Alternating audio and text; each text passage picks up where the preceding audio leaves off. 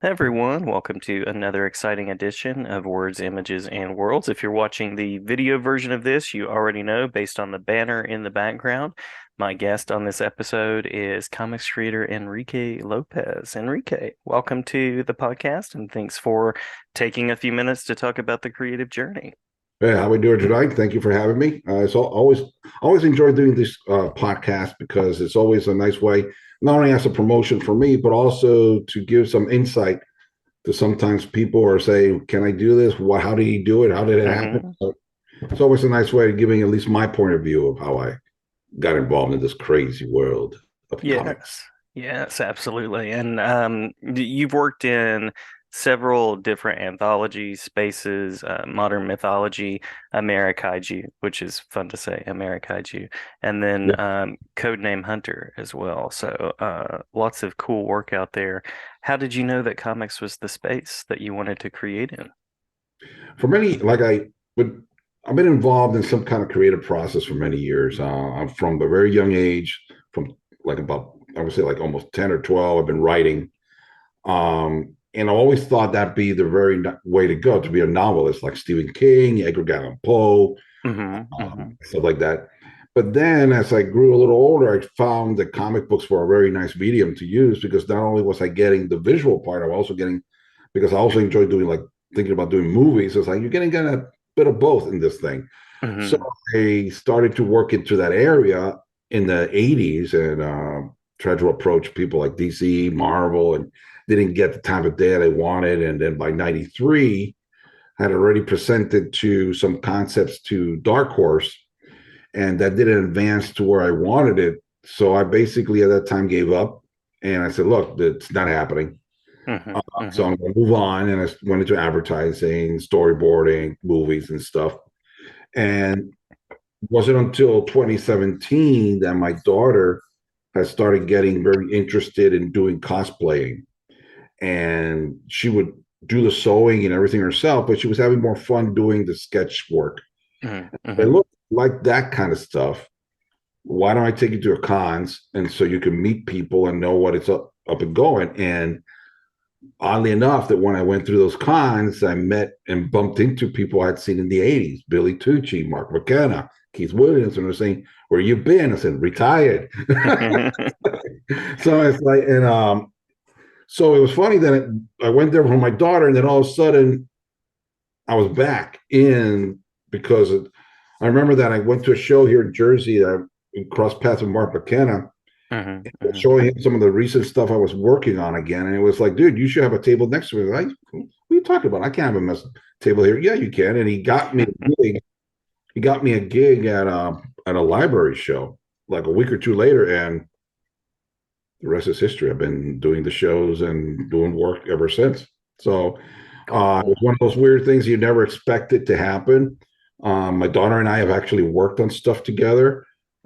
She is now studying at the Fashion Institute of Technology. She is 100 times better than me, and she can do anything in watercolor and acrylics and stuff. So I'm playing catch up with her.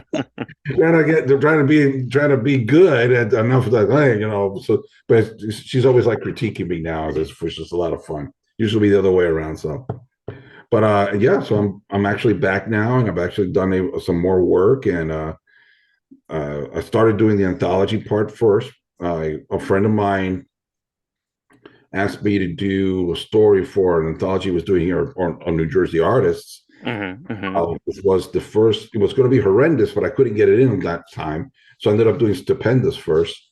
But then Stupendous actually got hit during COVID. So at that moment, we had to do some adjustments because my story was going to be really dark. And he asked me, look, man, can we make it a little lighter? So I ended up doing a story more in line with the fun, playing some fun stuff about COVID and stuff. hmm Like hmm you really can't make too much fun of that. But anyway, I tried.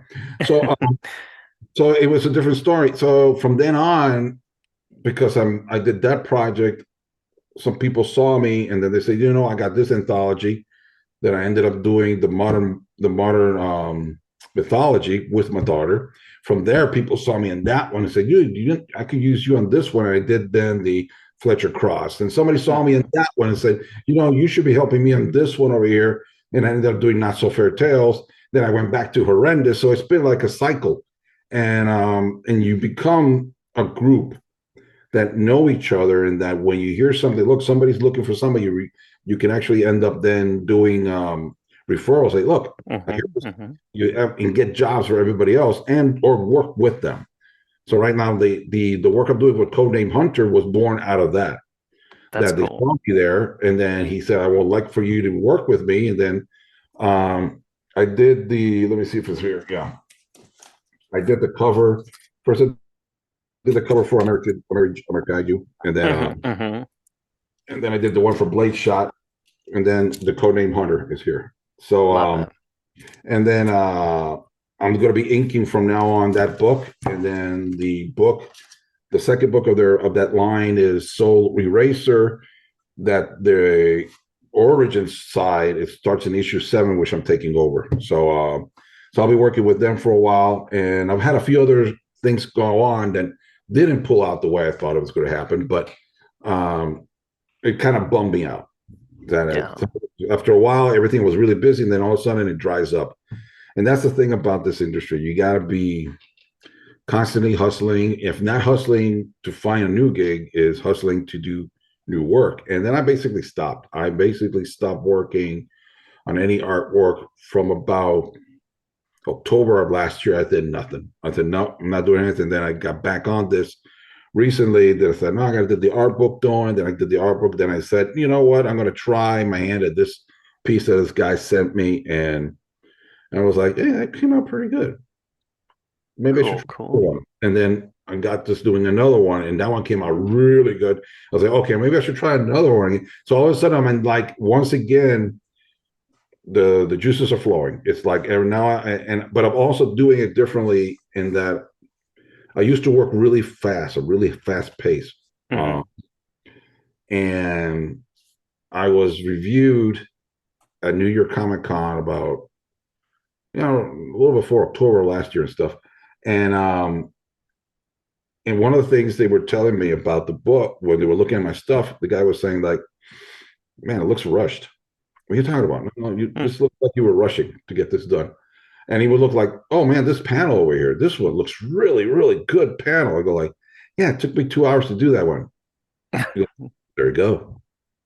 So that approach, I took it now on what I'm doing now, and it's paying off in that it's like I notice myself rushing. Oh, okay, I'm gonna stop. Got to slow Hmm. down, and then you can tell that when I make every line I'm doing, because I'm primary linker, have an important. It's like it's a purpose. Make sure you're doing it with a purpose, not just to get it done. Hmm. And it really is paying off. It's paying off that the art looks great. On top of that, I'm using really expensive pens now because I was holding off for the big project I was going to do, and I Yeah. eventually came up to the point that I ain't going to be a big project. So let me just go with what I got in front of me, and it's paying off. So now I'm going to have right now I have about 6 new prints. We're going to Nice. these 2 more, and so it's going to be a interesting schedule now. So this is going to be my mini "How the heck did I get here" tour, and we'll go into why of that title later. Love it. Love it. Love it. Yeah. Well, you mentioned several people there that have been sort of influential in the journey, but then you also said a thing that I love, which is finding work for other people to do as well. So I love that kind of stepping in and pulling other people in to work with you and kind of showcase what they can do. Yeah, I mean, it is the overall this industry, the comic book community is very, very giving. We're all we understand the pain. We all, Mhm. you know, I tell people if your goal when you get into this industry is to work for Marvel and DC, you're going to be sorely disappointed. Right. Maybe 1% or even that get that opportunity, not because of lack of talent. It's just the situation, whatever it is, that you're at the right place at the right time or good talent. I say, just get that out of there. Um, this video out there by this famous record producer was saying something about being doing art and in music. It actually applies to art in that the best stuff is the one you do for you. Mm-hmm. Mm-hmm. Um, if other people enjoy it, you gain, you made a hit, you got a hit, you got a home run. But yeah, you got to be doing it for yourself, first of Yeah. all.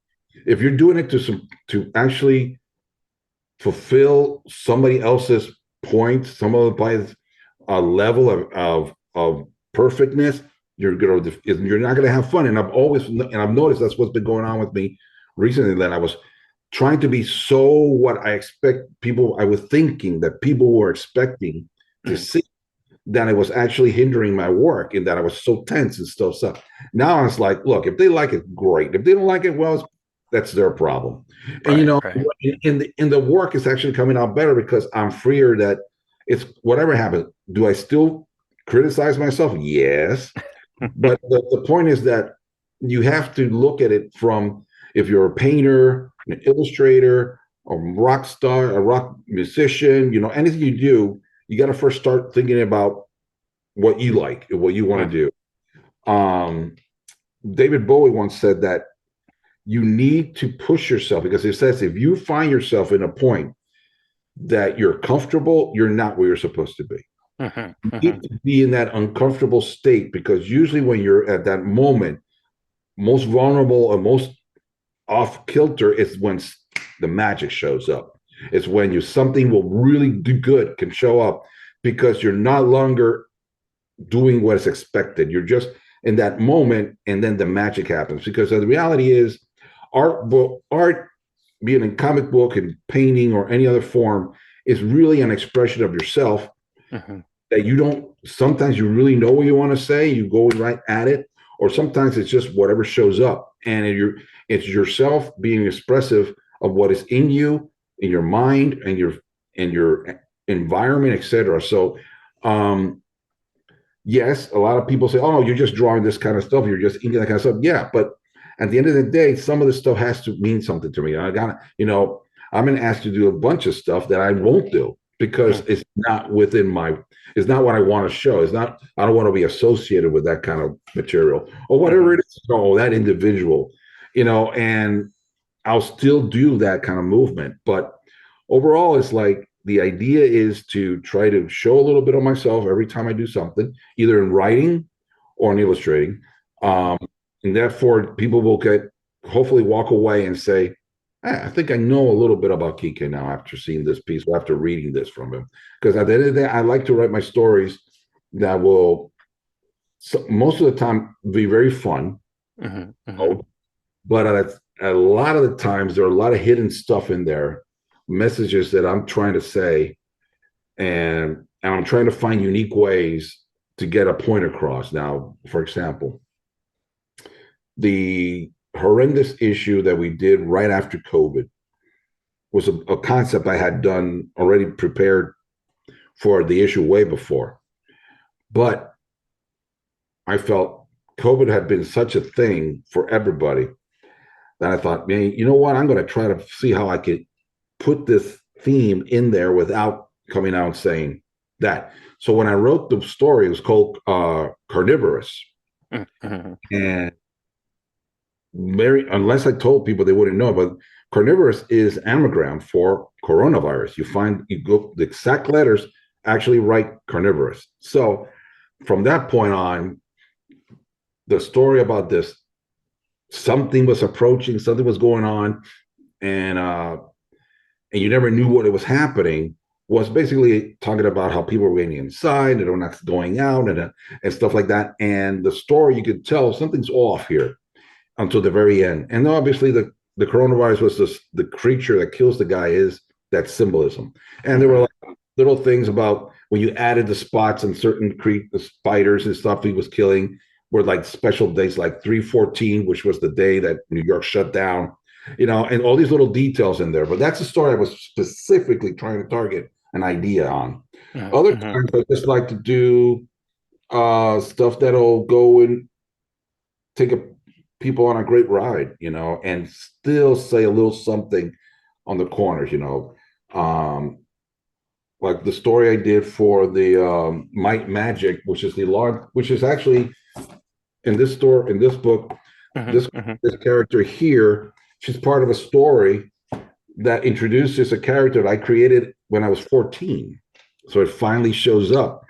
But the themes in there about acceptance and the differences of people and stuff is very subtle, but it's in there. I wanted to bring that in. I wanted to give a little bit of that because at that moment, what was going on in the world was very, very impactful about how people were talking about other people and doing things like that. So I was like, you know what? I'm going to bring this theme slightly into the story that we're looking. You think it's a fantasy thing, and it's all of a sudden has a interesting theme going through the conversation between these two characters. So, and other times, like for when I did the not so fair tales, in this one, it was like I did three stories for this one, Hmm. Hmm. wrote three in there, and I drew one of them completely. I did it inks on all the other ones. One was a pure action story, straight up. Had a nice little surprise ending, but it was still an action story. That's the one I called the Marvel story because I actually ended up having the colorist from Robin do the coloring, and the letterer is the letterer. Actually, no, actually the letterer from the Teen Titans. The colorist was from Raven. So I actually had professionals with me on that one. Then on the other story, I had a buddy of mine do the drawings of a very similar, more like a little Dr. Seuss kind of look Hmm. until I take over almost to the end for the final nail in the coffin and that one. That was a fun story because I wrote it in rhyme, like Dr. Seuss would do, and getting people nice and hey, this is such a cute story. Until it's not. Until it's not. And Right. that also like harks back to the original Aesop tales and the Hans Christensen's kind of work that which were really dark and Yeah. people, they oh, they're such nice little remembering. No, it wasn't that. And then the third story was that's where I was originally going to have another artist from DC Comics help me with, and he bailed at the last minute. I ended up having to draw it, and I didn't want to draw it. I didn't want to do it. I felt that the theme was too important to have some kind of crappy artist do it, which was me. I didn't feel I was ready for it, and I remember the editor came to me, John Endenfield. He came to me, and I told him, "Dude, I'm not going to put it. Mm. I'm going to do it." And he was like, "You got to do it. That's the story for us. I want that in the book." I said, "Well, man, look, even if you do it as stick figures, that's in the book." Hmm. Okay, Hmm. so he really liked the theme. He really liked the story to the point that he left it next to last. He wanted it to be like you're roaching the end of the book. We're going to hit you with this, and it was a story that about again society at that time. Hmm. We're seeing a lot of stuff in that moment, and it was affecting me. I'm an Hispanic man, I'm a Latin man, and so I'm in the minority, and you're hearing a lot of stuff going on in the world at that time. And I was like, you know, how can I get this message out there without being preachy? Right. Right. And then I got the character in here because we were using fairy tales characters, and I thought I need somebody that's not well known. Because if I say, like, for example, I wanted to use the Wizard of Oz or Tin Man or something that people automatically identify with, they will come into the story with some kind of preconceptions, and there will be like it will be very hard. So I've looked for a character. The character's name is Iron John. That had nobody know. I didn't even know it. I was like, I've Hmm. never heard of this character. It's a character in the fairy tales that he is basically a creature of the forest that he's tricked by a knight and sent to by this king and put into a cage. Now, the original story of the fairy tale he was that a child of the castle drops a ball near him. He grabs the ball and tells him that he won't give the ball back unless he gets the key to open the gate and let him out. The child does, and he tells him, "I will repay you one of these days." He ends up being because he has got all this fortune. The child grows up to be the prince, and he gives him this treasure and stuff at the end of time. It's a very nice story at the end. Hmm. I Hmm. like the idea of this creature trapped in a cage, and and then having a child with the innocence of the child, having this very very deep discussion with a creature that is not looking like him. And the whole idea of the book was to say that this character was telling how he is treated differently because of the way he looks. That's why he wears this mask, so he can pass for being a human. Um, and the child at the end is approached by his father, and he says, "Stop talking to that thing. You know, why are you talking to him?" He says, "Because he is just like me, different." Mhm. And at the end, he's actually Pinocchio. Oh, So, love it. Yeah, yeah. and it's I originally had Pinocchio doing another thing in another book, and then I said, "No, I'm going to take him out of there and have him here." But I had to play with that. So what basically ended up doing with that story was that I made full page illustrations, and then I used these breaks for the panels to look like the bars of the gate where he was trapped, and then the kid, the drawing was actually in front of the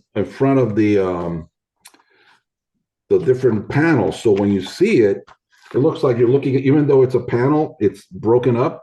The Mhm, kid's mhm. outside, but you still see like the elements of the panels giving the movement and stuff. Yeah. A bunch of friends of mine were like, dude, that's out there. Going, man, because then it's like there was a need for me. I didn't want to do 100 panels. I wanted to do as least amount of work and get it done. And it worked. And it actually worked. And people were really shocked to see that effect. So when it got there, I was really pleased with that. So, um, those are the kind of stories I like to do. I like to bring in some themes. Other times it's just for a lot of fun stuff, or like I'll write about fun stuff, like this new art book I'm working on, which is hopefully will be out by Heroes in June. I'm actually producing in there some work that was never published because I did some work for another anthology um, called, I'm not gonna go with the name of it, but we produced the whole thing. It was like colored, lettered, and everything. And I Mhm. feel bad, it's just sitting there. So I told the guys, hey, I'm gonna put it out in my book so it get published, even though it'll be in black and white, at least it gets published. And there was another story I did for the second volume, Not So Fairy Tales, that never got produced because half of the people who were supposed to work on it bailed. And then it was like, we'll just do it. No, they didn't want to do it. So I'm producing that one also in the story, but that was a sci-fi story. Again, those were based on fables. This was a tale. These are fairy tales that were fables, and that one was like a sci-fi story, straight up. Good friend of mine, Bear Worrell, he has his own sci-fi book, and I did for him the ink in the cover of his book, Blade Shot. Mhm, mhm. Said, okay, now come and do this with me. And he did a great job. And it was a lot of fun. I really was disappointed we never got it to be published, but now it'll be published in the art book. So people will finally see that because I actually did that in dual tone. He drew it, but I wrote it, I inked it, I colored it. So I did the whole thing there. I never did coloring this way, but then I was doing like layouts, just preparing for what I was thinking about doing. And my daughter sees it and go like, hey, I like that. It looks dual tone. I go like, really? So I started playing with it. And I took it to the editor at that time and I showed it to him and they're saying, is this how it's going to be? Yep. Oh man, it looks good. I was like, oh, okay. But for a moment there, I thought, no, they were really looking. So I'm thinking in the art book, there'll be black and white, but you'll see the gray tone. So it's going to be looking really nice. So looking forward to that one seeing the light. And unfortunately, it's the reality of this industry at times that so many projects that I've had to like sit there and they're Mhm. not going forward, and they won't. Well, maybe they'll see the light of day someday or not. So it's just getting it done. But again, going back to what you said, there's a lot of teamwork here. Everybody I've worked on have somehow been in. We found each other through some of the work. I used to Mhm. do this podcast called Inking with Kike, and that I would, because when COVID hit, there was no way to interact with other artists like I used to. I Mhm. created a show, so it would be, and I at the beginning I asked people I already knew before to join me, but then I started asking people I didn't know, with the idea of if I were at a convention and I'm sitting next to a person that I don't know, what would I normally do? Hey, Mhm. who are you? What do you do? What is the stuff? What is the thing? Oh, let me do this with you. This Mhm. work. And then Mhm. that conversation we translated into the show, and that's how I ended up meeting a whole bunch of people that ended up working with me later on other stuff. So you got to work with what you got to get, basically. Yeah, that's it's very cool and very wise use of podcasting too. Yeah, it was different. I mean, I still got them available on my Facebook and Instagram. They're still there. So if anybody wants to check those out later, definitely go there. It's a lot of fun to see because on some of them you see me talking, and then on other cameras you'll see the ink work. So Mhm. I had great guests. I had Mark McKenna, I had Larry Stroman at one time, Keith Williams, Ray Acevedo, Ace Contenrado. I mean, great people have been on there. John Ottinger and stuff like that. So it's great. Some conversations are shorter, some of them are longer. Mhm. I've done a few with writers like Dirk Manning came on my show once, and we did a great show together. So, and I think it's a few of our writers as well. So we get around. We get around. It was fun to do. The thing is that once the world opened up again, it's been getting harder to get people to do this kind of things. Mhm. Sit Mhm. down and say like, hey, let's go and sit down for this for a while. So when I get an opportunity like this, I like to take advantage of it because it's not. I don't usually get opportunities as much as I used to. Well, glad to have you anytime. Anytime, absolutely, to talk comics and projects and all things. Is there a particular space online where people can connect with the podcast, connect with your work? Well, but the easiest way to be would go right into my link tree. I should have had it up, but anyway, easiest way go is to if you have Instagram, go to Art by Kika Studios. Hmm. That all in one word. The link tree is actually the same thing. Link tree at the link tree info, and then Art by Kika Studios, and that will take you to all my stuff. You can see my Facebook, my Instagram, everything. My Facebook is under Enrique Kike Lopez or Art by Kike Studios. So either way, you will find me on Facebook. The art, both of them are all the stuff. I'm also on the Blue Sky. I'm on the X. If you find me on the link tree, I'll pass it on later to you. You could, and it's really easy to find me there. So, like I said, it's linktr.ee/art by Kika Studios, and then you'll see everything that you get my portfolio and stuff. You can see my I was going to say concert dates, my convention dates. So yeah. This year I'm not doing as many shows as I've done before. It's a much more limited grouping this year, much because I didn't want to be on the road that much. I got a lot of things this year personal that'll take up my time. Hmm. But I also do a lot of small shows like Lehigh Valley. I'm coming up. That's a small show I do. I'm doing my first fan expo, which is in Philly now in May. I'll do Phillipsburg, which is a small school, high school. Love to be at that show. I do a Trenton charity show at the beginning of June. Then I hit the big gun, which is Hmm. Hmm. Heroes Con, which is in Charlotte. One of my favorite shows. It's like the best for me. Absolutely. Even more than New York. I mean, New York, and the difference with New York is that they bring in the group of people, good artists and stuff, but you also have a lot of the media stars and the TV, that kind of stuff. Heroes no, Heroes is just the art and Hmm. nothing, and it's a huge venue, and it's one of the coolest things for me as a relative unknown that I go down to the hotel lobby and we hang out and go to the bar and I'm mingling with all these people and artists and writers that I've known from my youth. And they all look at me, hey, you're one of us. And it's like, Yeah. one Yeah. there, there's Jim Shooter over there, Joe Staten over there, over Walt Simonson, Louise over there, Keith is over here, and then all the young guys are over here and gals are over here. It's like all together with no like, ooh, what are you doing here? No, we're Right. all the Right. same group. It's all accepted. And it's a lot of fun. It's a great show. And then that show I also get to be involved in the charity drink and draw. Hmm. That last year I did a few coasters and they sold. I was like, really? And I'm very happy for that. And I do the auction stuff. And so for me, Heroes is great. Then I do Garden State later, which is the very next week. One of the bigger shows here in the Jersey. Then I didn't do my next leg, which is the Massachusetts leg, which is Springfield, and then Connecticut for Terrificon, which is a big show. So that's all I have for this year, and I may have a few. If I get into New York, I'll add New York in. But I'm really taking it easy. I usually do a Cincinnati show, but they changed their venue, and therefore there's not as many spaces. So I will be doing that one for a few years.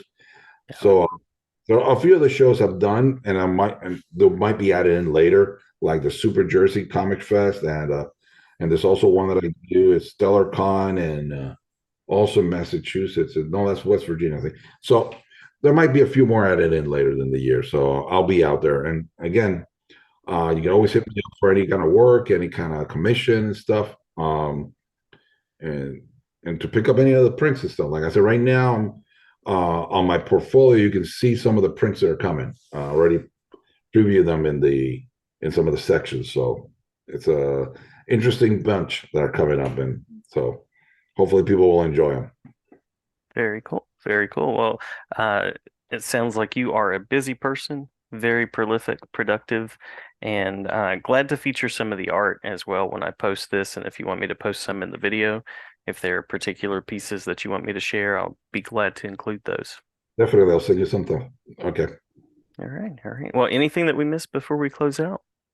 Now it's like I said, it's always good to support the mainstream. If you enjoy the Spider-Man, the Batman, and all the other good stuff, it's great. Mhm. But every once in a while, head out to your local comic book shop. Usually, they'll have a section for the independent comic, maybe a local artist. If not, head to like a convention. It could be a big one, it could be a small one. But the thing is, go in there and meet everybody. And if you want to be in this industry, you really want to do all this stuff, just hang out with us. Come in, talk to me. I love reviewing people's work, giving their feedback. I will be direct. Mhm.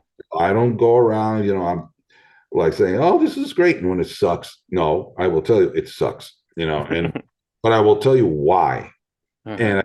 and help you improve. The other day I was seeing for the Phillipsburg, which when you do these high school shows that I'd like to do, it's usually because they have like a club that they do comics and they like comics, and they so when we come in, they really like to absorb it. And right now, I was looking at some of them who have been posting their work, and I'm like, some of these kids are really good, Mhm. at their young age, they're already good.